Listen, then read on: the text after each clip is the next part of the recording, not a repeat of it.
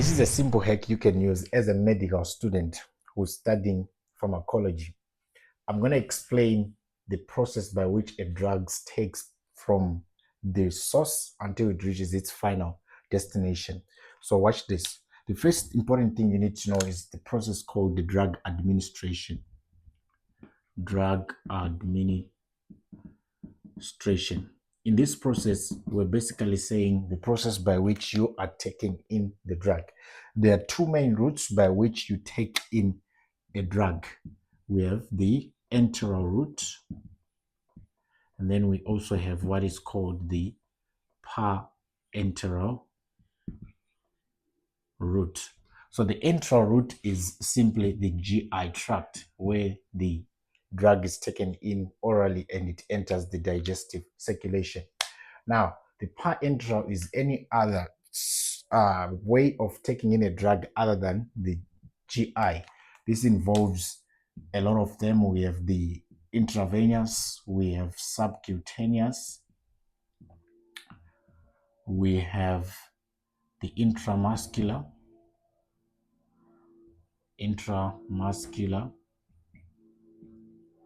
we have intrathecal. All these are parenteral. Intravenous is usually via injection, where you are basically injecting the drug into the blood circulation. Subcutaneous is whereby we're administering via the skin. Intramuscular is administering the drug inside the muscle cells, and then intrathecal it is actually via the nervous or spinal cord. Now, after you administer a drug, it obviously has to go into the blood. Once it goes into the blood, where exactly is it going to be distributed to? It's going to be distributed to your body tissues. And remember, tissues are comprised of cells. So the actual final destination a drug is trying to act on is the cell. Which part exactly? All drugs are trying to enhance an effect by dealing with the structure of the cell, specifically receptors in the cell. Meaning to say, if you want to understand pharmacology, you need to understand the actual types of receptors that these drugs are acting on. So with me here, I've got 4 boxes that are explaining the 4 main types of receptors.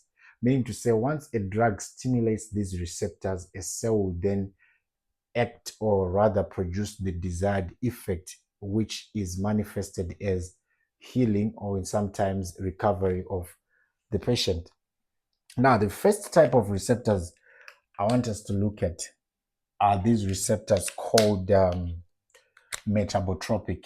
Number one, we have what we call metabotropic receptors.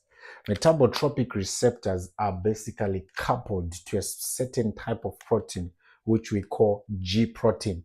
So they are also known as GPCRs. GPCR, meaning to say G protein coupled receptor.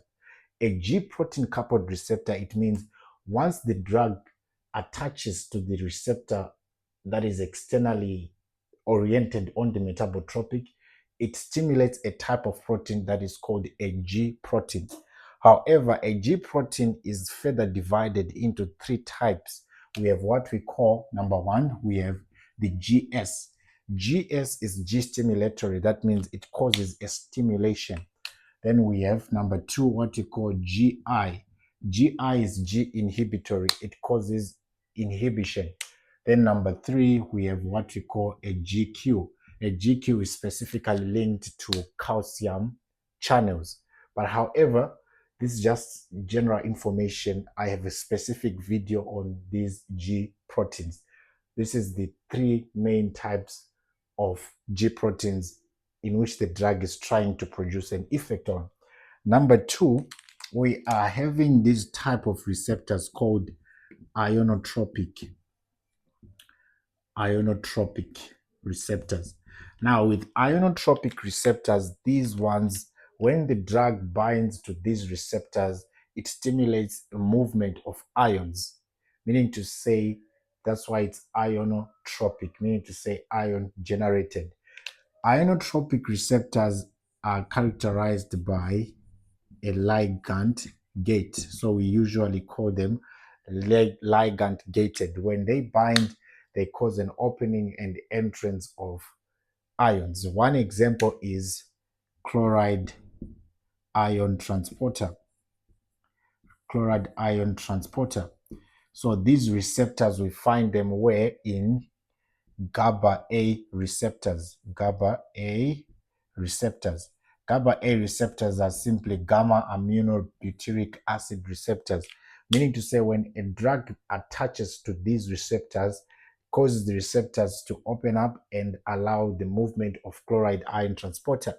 What is the effect of chlorine in our body? It causes hypopolarization or reduces excitability of the nervous system, meaning to say it produces sedative effects. That's where we have sedative drugs, what that we call sedative hypnotics, like drugs that causes us to sleep. We go next to our third type of receptors, which we call enzyme linked receptors. Now, enzyme linked receptors means when the drug binds to this type of receptors, they actually activate a certain enzyme. So they are called enzyme linked receptors. One very good example is insulin receptors. Let me use a blue one. So a very good example is actually insulin receptors. Insulin receptors are enzyme linked. Insulin receptors. Insulin receptors are receptors that only bind to insulin, and when insulin binds to these receptors, they activate a certain enzyme. In this case, I'll just give an example for insulin. They bind to a certain enzyme that is called tyrosine kinase. A kinase is simply a phosphorylating enzyme to produce the desired effect of insulin, which is to promote the uptake of glucose by cells. These are what we call enzyme linked receptors. The last group of receptors is called intracellular receptors. Intracellular receptors. These receptors are found inside the cell.